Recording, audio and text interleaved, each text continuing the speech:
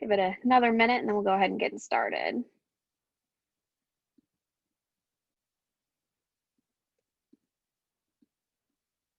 Okay. Well, hello everyone. Thank you for coming out to this week's 30-minute career webinar.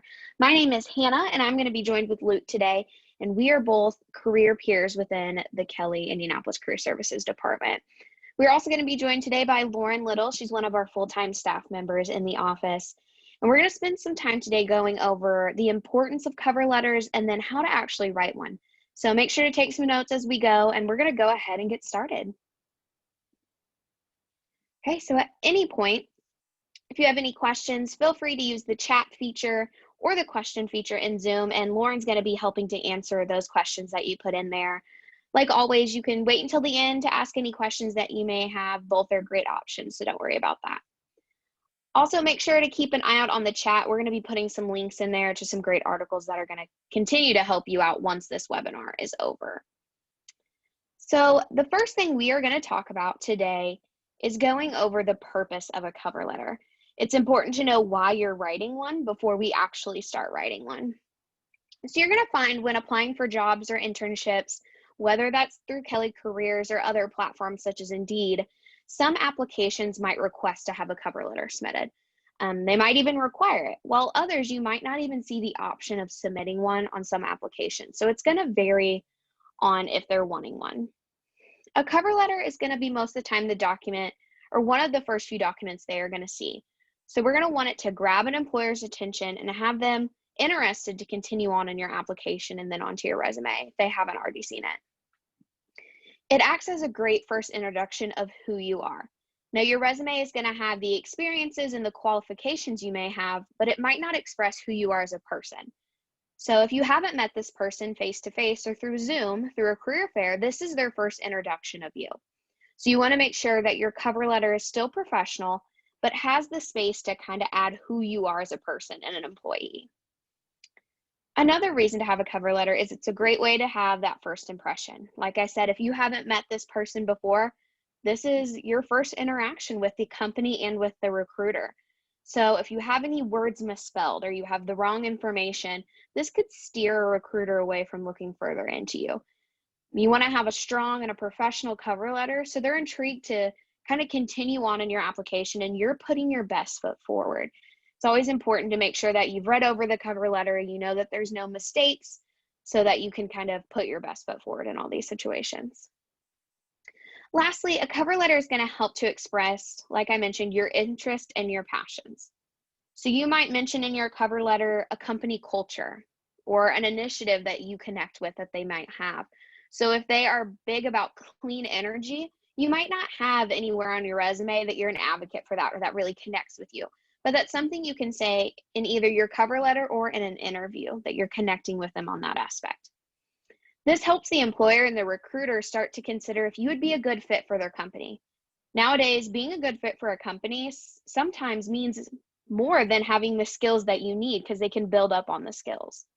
So being that good fit for a company is not only having the skills to perform the job or being able to be trained on those skills, but also that you're aligning with their culture there.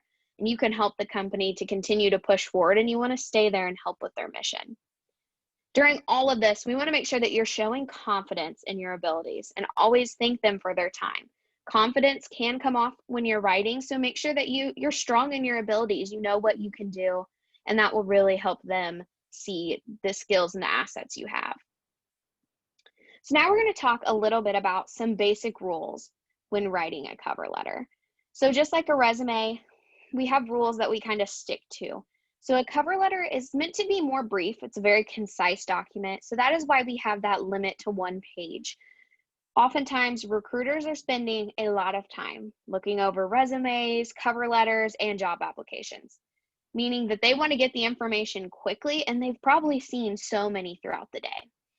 If a cover letter is hard to read, maybe you have a lot of spelling errors, or it's too long, you risk the chance of them not even reading it or looking at it, which you definitely don't want that to happen. Within that 1 page kind of requirement, we also want to stick to around 3 to 4 paragraphs with your standard 3 to 5 sentences in each. So in a few minutes, Luke is going to break down those paragraphs and what should be included in each. So don't worry, we're going to talk about those and kind of dive into each step. So the biggest tip I can give about writing a cover letter is to make sure you're looking at the company and the job description. So in the job description, you're going to see the qualifications and the different tasks of the job, but you might be able to see something that confirms that you would be a great fit, or an aspect that you have an experience in. If you have experience in this software and you notice that they're going to need that, that's a great thing to include. Most companies will also put a blur on who they are, whether that's on their job description or it might be on the application itself, the platform they use. This can hint towards the company culture that they have. So pay attention to that because you can grab information from those things. Remember, when writing a cover letter, information should be targeted and tailored for that specific job and that specific company, which means that you really should be writing a unique cover letter for each application. With that being said, you're going to have similar information in all cover letters that you write. So you're not going to have to start from scratch every time, but you definitely need to edit it to make sure that this is fitting with who you're submitting it to. So the last thing you want a recruiter is to tell is that it is a generic cover letter. You want to make sure that they can tell that you took time and this is targeted for them. So Lauren is actually going to send a link in the chat that's going to go through the do's and don'ts of cover letters. So this article is by Indeed. This is a great article if you want to know more about what big things to avoid and what to include, because we oftentimes don't even think about the do's and don'ts until it actually happens to us. So take a look at that. That's a great article. Another tip when submitting a cover letter is to make sure you're renaming the file appropriately. Don't have it say a generic cover letter or have a random name. Make sure you're clearly stating your name and what it is. So both on your resume and cover letter, you might say Hannah Brown resume or Hannah Brown's cover letter. That way they know what it is and whose it is so it doesn't get lost, and it also just adds to that professionalism. Lastly, be confident in your abilities and your experience. It is true that people can sense confidence both in person and in writing. If this is your first impression, you want to make sure that you're showcasing your confidence. Now make sure it's not overconfident because that can also turn employers away, but it's great to add to your abilities. So we are going to start to dive in to actually writing the cover letter. So now that we know the basics and some of the tips, we're going to dive in, and the first thing we're going to cover is the header. So this is going to seem like basic information, but it is still very, very important. So at the top, you're going to see on the screen that it wants you to include information about yourself. So your name, your full address, things like that. Next, you're going to see the date of a letter. Make sure you're going to update this date accordingly. We've mentioned a few minutes ago how cover letters should be tailored to a company. If you have a date on there that is months or even a year old, they're going to be able to piece together that this was probably not edited properly before submitting it. Make sure the date is accurate or fairly close to the day you're submitting application. It doesn't have to be the day of, maybe it's the day before, but let's make sure it's not months or years later. Another key aspect is that employers will know how much time and effort you put into their contact information.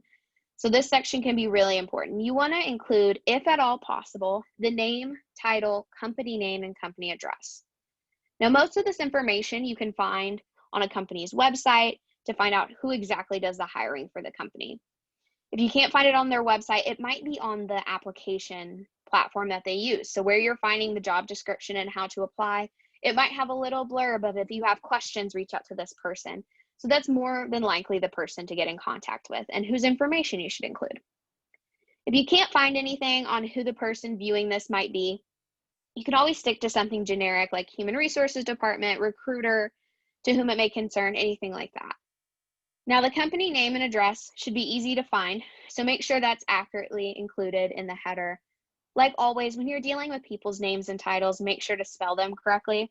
It's so easy for autocorrect to correct it to something else, but take the time to make sure that they're not mistakenly spelling the name, because they will recognize if it's wrong, and it always looks good if you have the right information and it's all typed out great.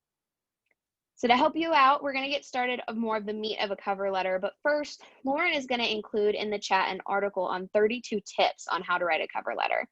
So similar to the do's and don'ts, these are some great tips that can help you make sure that your cover letter is portraying who you are and putting your best foot forward. So to get started, I'm going to pass it on to Luke, and he's going to talk a little bit more about the body of a cover letter and what to include. Thank you, Hannah. That was great. So just going into the body of a cover letter, let's kind of hop into the meat of it and the portion about of which you'll be writing about yourself. So there's going to kind of be three portions to this introduction paragraph that you're going to want to kind of lay down. First, you're going to want to state the reason. Then you're going to indicate why you're interested. And finally, you're going to want to lay the groundwork. And so basically, underneath that state portion that's on the slide, you're going to want to basically explain why you're writing and how you heard about the opening. Something that's very important to make sure that you do in this section is to make sure that you mention the job title by name. And you'll want to be able to do that throughout your cover letter. The importance of this basically leads, because at some point, an employer will be looking at multiple positions and hundreds of people potentially at a time. And so it's nice for them to be able to read a cover letter, and instead of having to look back and forth between files, if they continually see the name of the job that you're applying for, it's going to make it much easier for them, and it will potentially raise your chances. Also, if you have a personal connection in the organization, this is a great place to mention that person's name if you have met them at a career fair, or if you had dinner with them, or they just offered you an opportunity. That's a great place to mention them by name and show that you have those connections through your networking opportunities. Underneath the indicate section, you're going to want to answer the question of why do you really want to work at this company? And also, why do you want this specific job? That's kind of what they're looking for. But it's also important to remember that when you're looking for a job, especially in the interview process, not only are they interviewing you, but you're also interviewing them. But something that they're really looking for is why do you want this job? And something that you also want to do and include in this section is you're going to want to research the company to learn what is unique about the company, and definitely look at the job description to write about the jobs that interest you. Underneath the lay the groundwork section, you're going to want to tell them why you're a good match and the skills and experiences that you bring. So there's a line between confidence and cockiness that you can kind of balance.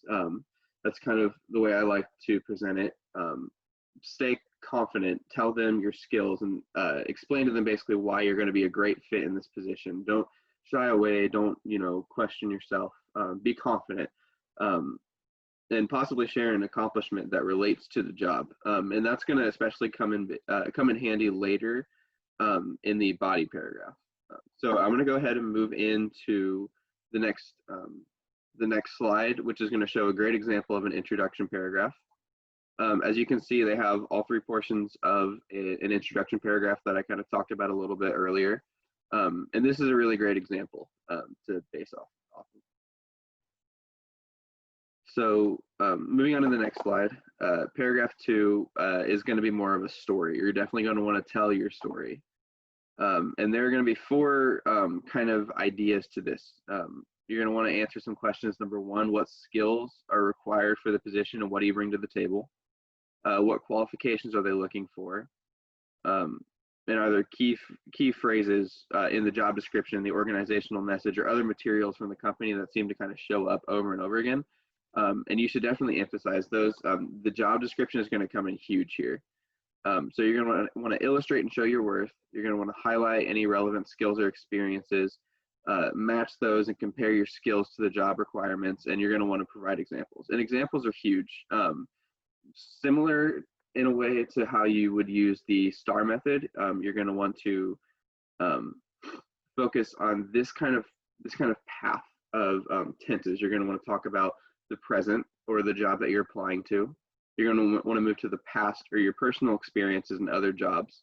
And then finally, you're going to want to look to the future and how you're going to be able to be successful in doing this job based on your past experiences. Now, unfortunately, I don't have an example of an introduction paragraph because this is more of a gray area. This is more of telling them experiences that you've had and why you're the perfect fit for this position. But it's more of a story. And so I guess I can try my best to read some decent examples for the present aspect of it. You're going to want to say something along the lines of like the new position title, so maybe manager position. So the new manager position will need blank in order to blank. And then you're going to move into the past. and say, you know, maybe at my old job, I did very similar work, and this is where you'll give an example of the work that you did and how you'll be able to apply it to this job that you're applying to for the future. So moving into the next paragraph. So moving into the next paragraph, this is going to be the closing paragraph, and this is where you're going to want to close the deal. So what you're going to want to do is there's 5 main aspects to it. You're going to want to thank the employer. You're going to want to restate your interest in the position. You're going to want to suggest an interview, and that portion of suggesting an interview is again kind of balancing the line of confidence and cockiness.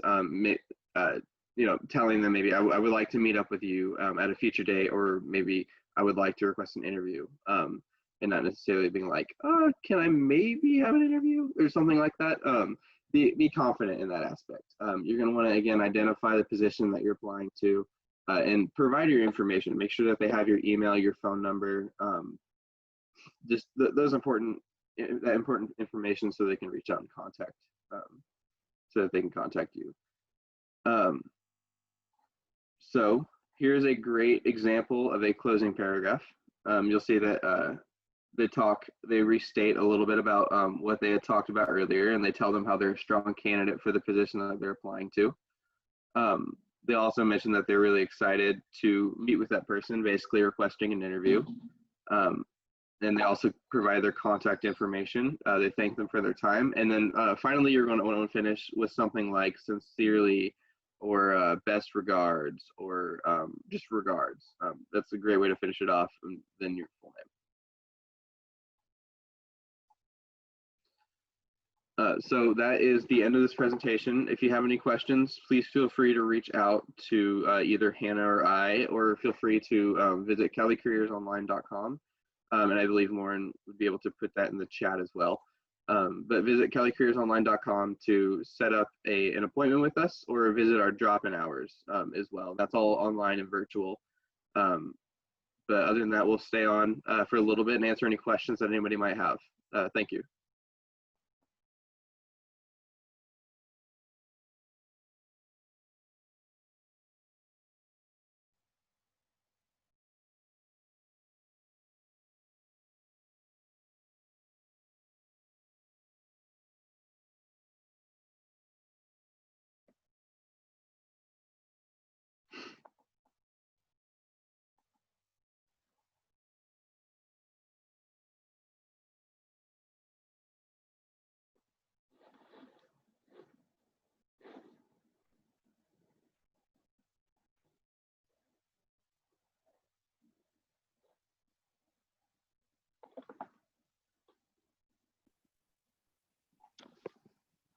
So Lauren also put in the chat, you can email or send us an email or call if you want to make an appointment. So if you don't have a question right now, that is totally fine. When you think of one, you can send it our way or make a one-on-one appointment with one of us. So thank you guys.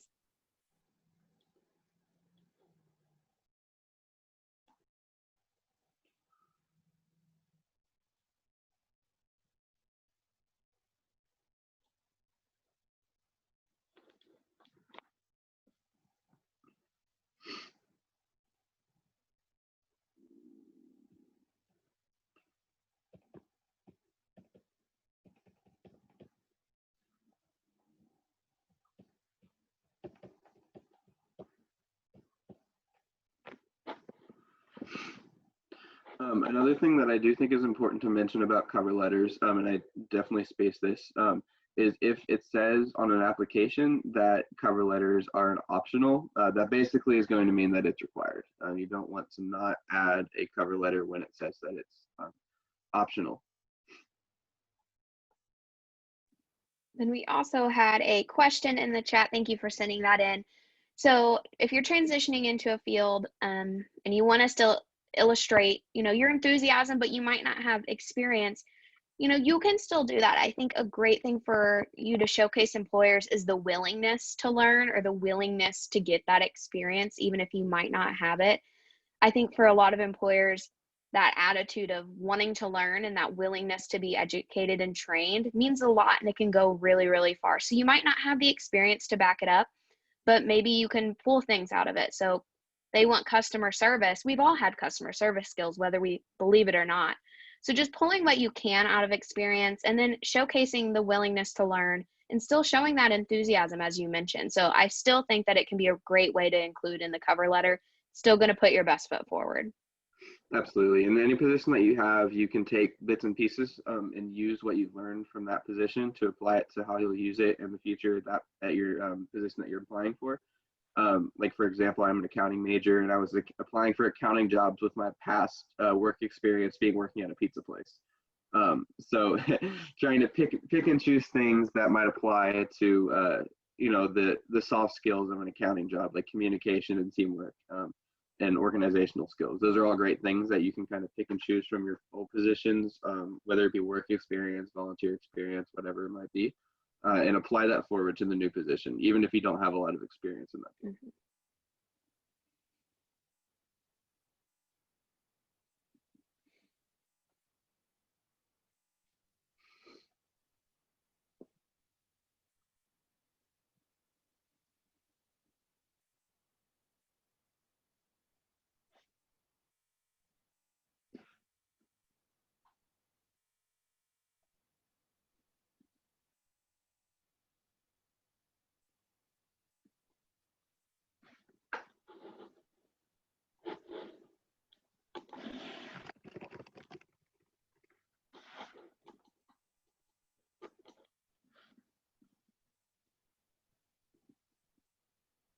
So we'll continue to stay in here for a few more minutes. If you have any further questions, you can also make an appointment. But if not, thank you for attending, and you guys are good to go.